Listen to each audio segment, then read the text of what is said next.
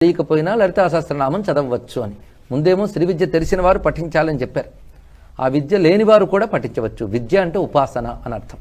ఉపాసన ఉన్నవారు మాత్రమే లలితా సహస్రనామం చదవాలి అని చెప్పినా మాత్రమే అనే మాట అనక్కర్లేకుండా అమ్మవారి స్పష్టం చేసినట్లుగా మనకు ఫలశ్రుతిలో ఉన్నది. అందుకే శ్రీ విద్య లేని వారు కూడా పఠించవచ్చు. అయితే కాసింత నియమం మాత్రం అవసరం దీనికి. కనుకనే మంత్రోపదేశం లేకపోయినా పఠించవచ్చు.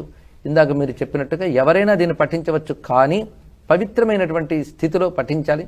పైగా దోషం లేకుండా పఠించడం చాలా అవసరం. ఎందుకంటే ఇది ఒక శాస్త్ర గ్రంథం అని చెప్పుకున్నాం. ఆ మంత్ర ఉచ్చారణలో ఉద్భవించేటువంటి శబ్దశక్తి వల్ల వివిధములైనటువంటి శక్తులు ఉద్భవిస్తాయి. అందుకు ఆ ఉచ్చరించేటప్పుడు తప్పులు ఉండకూడదు. ఆ విధంగా గ్రహించి తప్పులు దిద్దుకుని చదువుకోవాలి. దానికి సంబంధించి ఎవరైనా గురువులను ఆశ్రయించాలి. మనకు భాష తెలియకపోతే భాష తెలిసిన వారిని ఆశ్రయించి తప్పులు లేకుండా చదవడానికి ప్రయత్నించాలి.